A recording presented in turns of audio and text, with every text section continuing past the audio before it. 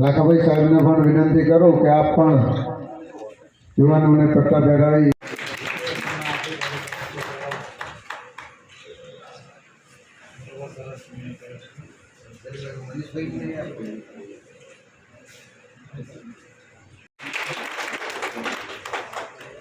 સ્વાગત કરો.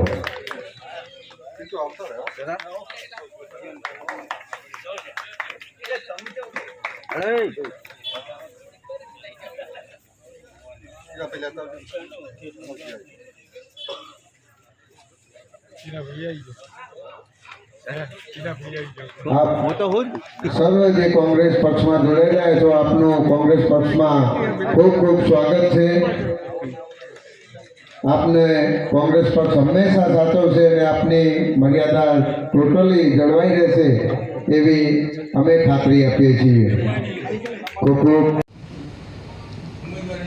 તમે ઉમેદવારનું મોઢું જોઈને મત ના આપતા, એટલે ઉમેદવાર મોઢું ના જોયો ઉમેદવાર શું કરવા આપો તમે? જેનું મોઢું ના જોવાય એવો ઉમેદવાર શું કામ આપો છો? જેની સમાજમાં આબરૂ નથી એવો ઉમેદવાર શું કામ આપો છો?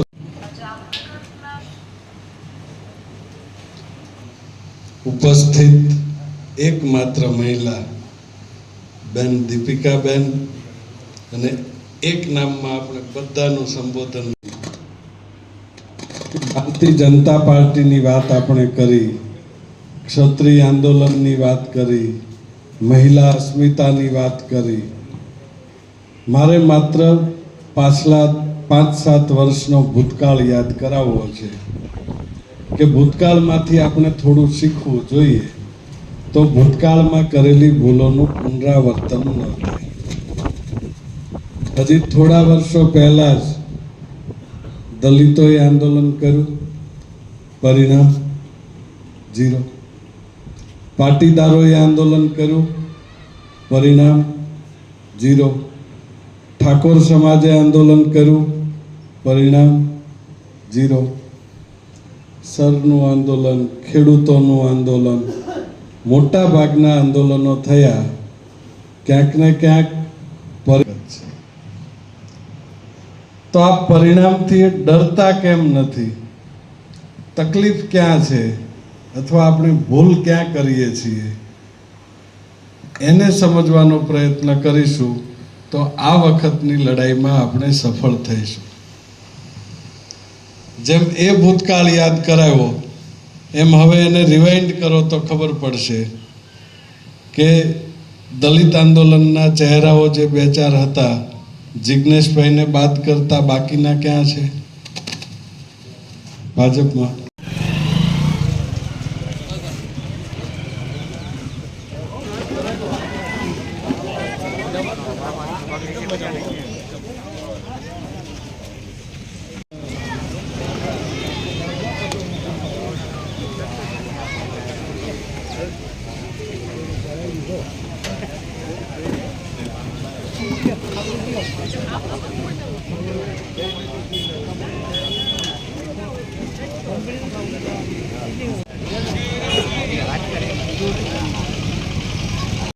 સાતમી તારીખે લોકસભાની ચૂંટણી આવી રહી છે ત્યારે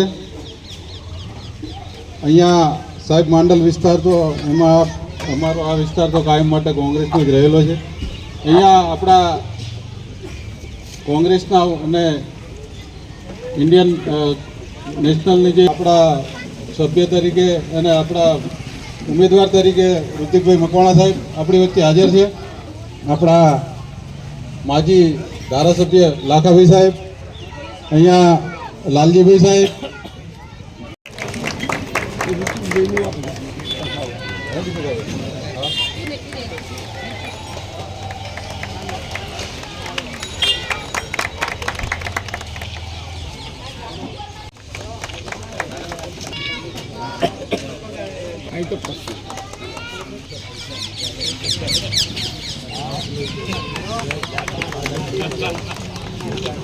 આતુમભાઈ કરશે.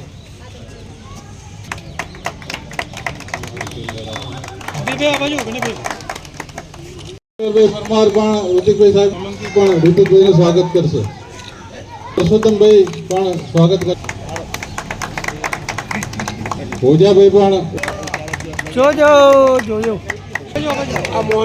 સાહેબ પ્રજાપતિ પણ સ્વાગત કરશે. ચાલો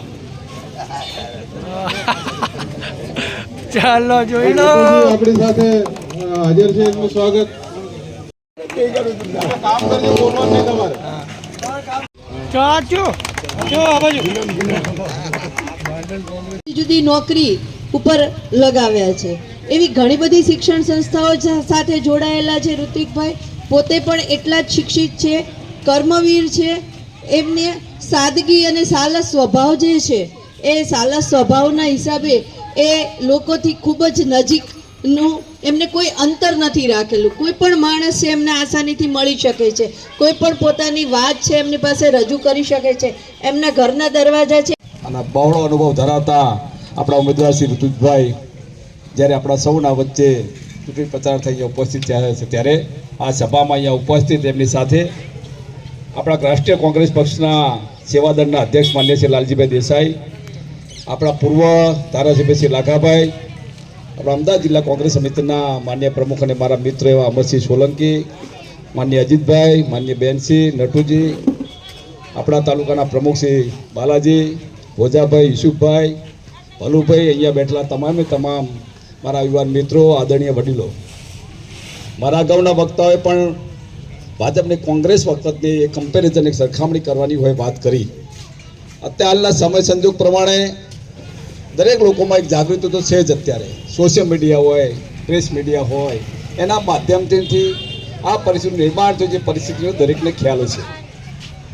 મિત્રો, ભારતીય જનતા પાર્ટીના છેલ્લા 10 વર્ષના કેન્દ્ર સરકારના શાસન હોય કે ગુજરાત સરકારનું આ 27 વર્ષનું તે ભારતીય જનતા પાર્ટીનું શાસન હોય, આ પરિસ્થિતિનું નિર્માણ થઈ ત્યારે આ ગુજરાતને કે આ દેશને કઈ દિશામાં લઈ ગયા, કઈ દિશા આપી. અમરસિંહભાઈએ વાત કરી વિકાસની. આ દેશને છેલ્લા 10 વર્ષના સમયગાળામાં સમગ્ર અગાઉના જે વડાપ્રધાન હોય ફક્ત 55 કરોડ રૂપિયા દેવું હતું, 55 લાખ કરોડ રૂપિયા. ફક્ત આ વડાપ્રધાન શ્રી આવ્યા, નરેન્દ્રભાઈ પોતાની જાહેરાત આપવા માટે, પોતાના મળતિયા ઉદ્યોગપતિઓના દેવા માફી કરવા માટે આ જનતાને જેટલું લૂંટ્યું એટલે લૂંટીને 211 લાખ કરોડનું દેવું કરી નાખ્યું. પછી વાત કરીને ગેસના બાટલા 1400-1500 પહોંચ્યા, પેટ્રોલના ડીઝલના ભાવ વધ્યા. કેમ વધ્યા? આ તમામ પૈસા આ દેશના જે નાણો દેવું છે દેશમાં આરબીઆઈના ગવર્નર જાહેરાત કરે, આર્થિક બાબતના જેના અહીંના તમામે તજજ્ઞો જે હોય એ વાત કરે કે આ દેશ એ આર્થિક તંગદિલીમાં ફસાઈ રહ્યો છે. ત્યારે એ વાત પણ આ ભારતીય જનતા પાર્ટીના શાસકો પ્રેસ મીડિયા, ઇલેક્ટ્રોનિક મીડિયાના માધ્યમથી લોકો સુધી વાત પહોંચવા દેતા નથી. કારણ એમનું જે સંગઠનનું માળખું બનાવ્યું, એનો અવાજ જે પ્રકારની જે પદ્ધતિ બનાવી, જેના કારણે એનું શોષણ જે લોકોનું આ દેશમાં કરવું જોઈએ એ પ્રકારે કરી રહ્યા છે.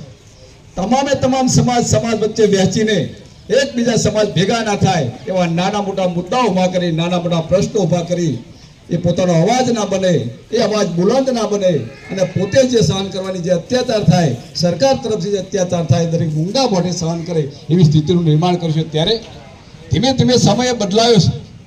લોકો ખુલીને બહાર આવતા થયા છે. અને હર હંમેશના માટે કુદરતી પદ્ધતિ છે. જ્યારે કોઈનું શોષણ થાય, જ્યારે કોઈને દબાવવામાં આવે, ત્યારે એક સમય સામૂહિક અવાજ ઊભો થાય. એટલે કે ધંધો કરી તમે છેલ્લા એનો ઇતિહાસ જુઓ તો ખબર પડશે કે જનતાનો પ્રતિનિધિ ચૂંટાઈને જાય તો માત્ર સરકારો આપણને શું આપે છે એના ઉપર જ લોકોનું મોટા ભાગે ધ્યાન હોય છે. પરંતુ સરકાર તમારી પાસેથી લઈ શું જાય છે અને એનો ઉપયોગ ક્યાં અને કેવી રીતે કરે છે એ સૌથી અગત્યની બાબત છે. ધારાસભ્ય તરીકે જવાનો મોકો મળ્યો ત્યારે રાજ્ય સરકારના બજેટનો અભ્યાસ કર્યો ત્યારે ખબર પડી કે રાજ્ય સરકાર તમારા ને મારા ખિસ્સામાંથી દર વર્ષે 4 લાખ કરોડ રૂપિયા કાઢી જાય છે. રાજ્યની અને દેશની કેન્દ્ર સરકાર એ અલગથી ટેક્સ લઈ જાય છે. તો આ બધા પૈસા જે છે એનો આ સરકાર ઉપયોગ ક્યાં કરે છે? મને તમને એવું થાય કે આપણા રોડ રસ્તા માટે કરે છે, આપણા આરોગ્ય માટે કરે છે, આપણા શિક્ષણ માટે કરે છે. પણ વિધાનસભામાં જે અમને સાહિત્ય આપવામાં આવે છે એનો અભ્યાસ કરતાં ખબર પડી કે આપણા રાજ્યની સરકાર કે છેલ્લા વર્ષમાં 10 વર્ષમાં આપણા દેશની સરકાર લોકશાહીને ધીમે ધીમે ખતમ કરી રહી છે.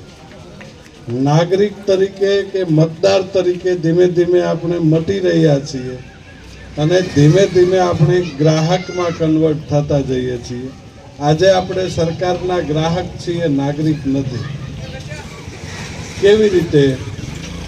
તો તમે ભારતીય જનતા પાર્ટીની દરેક યોજના ઉઠાવીને જોઈ લો. આજની તારીખે ગુજરાત રાજ્યની અને સલીમભાઈ ફ્રીમાં લડ્યા છે અને આપણે નિર્દોષ છોડાયા છે એમનો પહેલો આભાર માનજો અને એનો હું સાચું છું ને મેં એમને સપોર્ટ કર્યો. યાસીનભાઈ અને સલીમભાઈ એ હમણાં અહીં સ્વાગત કરવા આવ્યા હતા. આપણે આમ આદમી પાર્ટીનો સરનો આંદોલન કરે સરનો હું એમના હવામાં નથી કરતો. રેકર્ડ સાથે સરકારના આધારભૂત આંકડાઓ સાથે કરું છું. આજની તારીખે આપણા રાજ્યની અંદર 1,15,00,000 બાળકો ધોરણ 1 થી ધોરણ 12ની વચ્ચે અભ્યાસ કરે છે. સમજો ધીમે ધીમે કેવી રીતે ફેરફાર થાય છે. 1,15,00,000 બાળકો જે અભ્યાસ કરે છે એની અંદર 34,000 સરકારી શાળાઓ છે અને એની સામે 13,000 પ્રાઇવેટ શાળાઓ છે. ટોટલ 57,000 શાળાઓમાંથી 34,000 સરકારી શાળાઓ, 13,000 પ્રાઇવેટ શાળાઓ અને બાકીની ગ્રાન્ટીન એડ શાળાઓ એટલે સરકારી ગ્રાન્ટથી ચાલતી અર્ધ સરકારી શાળાઓ. એ સૌથી આંચકાજનક છે કે 34,000 સરકારી શાળાઓમાં માત્ર 41 લાખ બાળકો ભણે છે. આની અંદર રામપુર દેત્રોજ અને માંડલનો આપણે પ્રવાસ કર્યો, ચૂંટણી પ્રચાર કર્યો. શું કહેશો? આપના માધ્યમથી સમગ્ર દેશ અને સમગ્ર ગુજરાત જોઈ રહ્યું છે. લોકોનો પ્રતિસાદ જે મળી રહ્યો છે એ આપ પણ જોઈ રહ્યા છો અને આપના માધ્યમથી સમગ્ર દેશ જોઈ રહ્યો છે. આ વખતે પહેલી વખત એવું બની રહ્યું છે કે એક બાજુ સમગ્ર દેશના મતદારો છે અને એક બાજુ તમામ પાર્ટીઓમાંથી ઉછીના લીધેલા નેતાઓ છે. આ વખતની ચૂંટણી એ બંનેની વચ્ચેની છે.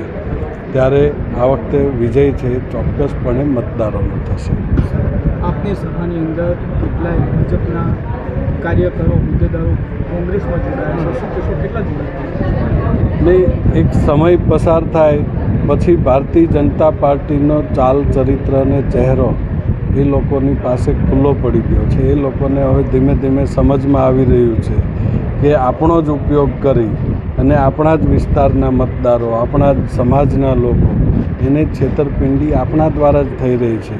એક બાજુ બહાર નીકળે ત્યારે ગૌ માતાની વાત કરવાની, સનાતન ધર્મની વાત કરવાની, પાછલા બારણેથી બીફ એક્સપોર્ટ કરતી કંપની પાસેથી 250 કરોડ જેવી માતબર રકમનો ચંદો લેવાનો.